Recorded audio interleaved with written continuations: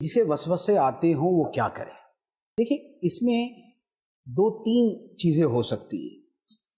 پہلی بات تو یہ ہے کہ وسوسے کے سبب پر غور کرے۔ بعض اوقات کیا ہوتا ہے کہ وسوسے کا سبب یہ ہوتا ہے کہ بندہ ہر ایک کو سن رہا ہوتا ہے، ہر چیز پڑھ رہا ہوتا ہے۔ جیسے آج کا زمانہ ہے، آدمی سوشل میڈیا پہ سیدھوں کو بھی سن رہا ہے، الٹوں کو بھی سن رہا ہے۔ ان کو بھی سن رہا ہے جو دین کی طرف بلا رہے ہیں، انہیں بھی سن رہا ہے جو دین سے دور کر رہے ہیں۔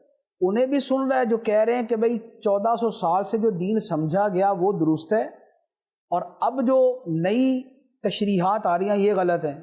اور انہیں بھی سن رہا ہے جو یہ کہتے ہیں کہ 1400 سال سے غلط سمجھا گیا، جو میں کہہ رہا ہوں وہ صحیح ہے۔ تو ہوتا یہ ہے کہ جب بندہ دو طرح کی آراء سنتا ہے اور دونوں طرح کے دلائل سن رہا ہوتا ہے، تو خود آدمی اتنا صاحب علم ہوتا نہیں، تو اب وہ ڈبل مائنڈ ہو جاتا ہے، وہ کنفیوز ہو جاتا ہے، اور پھر کبھی ادھر خیال جا رہا ہے، کبھی ادھر خیال جا رہا ہے۔ اب آ کے کہتا ہے یار مجھے وسوسے آ رہے ہیں۔ تو اس وسوسے کا سبب تھا غلط لوگوں کو سننا یا غلط لوگوں کو پڑھنا۔ اخبار میں کالم لکھنے والے وہ اتنے غلط زیادہ ہیں، صحیح والے کم ہیں۔ کتابیں لکھنے والے، ناول لکھنے والے، ناول کی اکثریت غلطی پر زیادہ ہوگی، صحیح والی چیز کی طرف کم ہوگی۔ تو بات یہ ہے کہ اگر یہ سبب ہے تو پھر اس سبب کو ختم کریں کہ غلط لوگوں کو نہیں سنیں، غلط لوگوں کی چیز نہ پڑھے، صحیح سنیں، صحیح پڑھے۔ تو آہستہ آہستہ یہ چیزیں ڈم ہوتی جائیں گی۔ بعض اوقات آدمی جو ہے بری صحبت میں بیٹھتا ہے، کیونکہ ایک تو سوشل میڈیا ہے یا پڑھنا ہے، ایک یہ ہوتا ہے کہ دوستوں کی گیدرنگ ایسی ہے کہ جن کے لیے دین ایمان ایسی کوئی چیز ہی نہیں ہے، جو بھی جملہ بولنا چاہیں بول دیتے ہیں۔ تو جو ظلمت کا جملہ ہوتا ہے وہ دل میں بھی ظلمت پیدا کرتا ہے، اور صحبت کا اثر بڑا واضح کہ اچھی صحبت ہے اچھا اثر کرے گی، بری صحبت ہے برا اثر کرے گی۔ اسی لیے قرآن پاک میں بطور خاص بری صحبت کے بارے میں اتنا صراحت کے ساتھ فرمایا وَإِمَّا يُنْسِيَنَّكَ الشَّيْطَانُ فَلَا تَقْعُدْ بَعْدَ الذِّكْرَىٰ مَعَ الْقَوْمِ الظَّالِمِينَ، کہ اگر شیطان تجھے بھلا بھی دے اور تو غلط لوگوں کے پاس بیٹھ جائے تو یاد آنے کے بعد پھر نہ بیٹھ ان کے پاس۔ اس کا مطلب یہ ہوا کہ ان کے پاس بیٹھنا جو ہے یہ تباہ کرتا ہے۔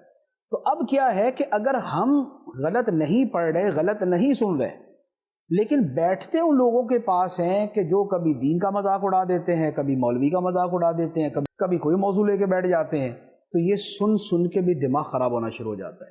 تو یہ بھی ایک وجہ ہوتی ہے۔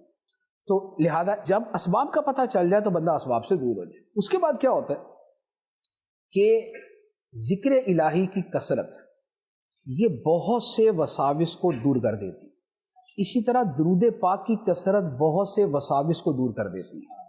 کثرت ذکر کا فائدہ یہ ہے، حدیث مبارک میں ہے کہ شیطان جو ہے بندے کے دل میں آ کے وسوسے ڈالنے لگتا ہے، جب اللہ کا ذکر ہوتا ہے تو بھاگ جاتا ہے وہ۔ اور یہ جو آیت مبارک ہے نا، من شر الوسواس الخناس، کہ میں پناہ مانگتا ہوں وسوسے ڈالنے والے کے شر سے جو خناس ہے۔ خناس کا مطلب ہے کہ جو بھاگم بھاگ آتا ہے اور وسوسے ڈال کے پھر بھاگ جاتا ہے، پھر آتا ہے پھر ڈال کے بھاگ جاتا ہے۔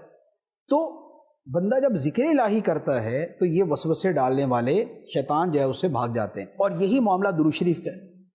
درود شریف بڑا کثرت سے پڑھا جائے تو آہستہ آہستہ جو ہے نا شیطان بھاگنا شروع ہو جاتا ہے، اور دل پر ایمان، سکینہ، اطمینان یہ اترنا شروع ہو جاتا ہے، تو یہ وسوسوں سے جان چھوٹ جاتی ہے۔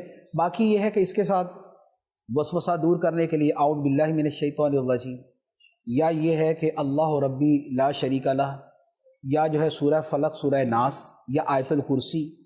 تو یہ جو ہے وہ آیات اور وظائف پڑھے جائیں تو اس سے بھی وسوسہ بھاگ جاتا ہے۔ لا حول ولا قوت الا باللہ، اس کے پڑھنے سے بھی وسوسہ دور ہو جاتا ہے۔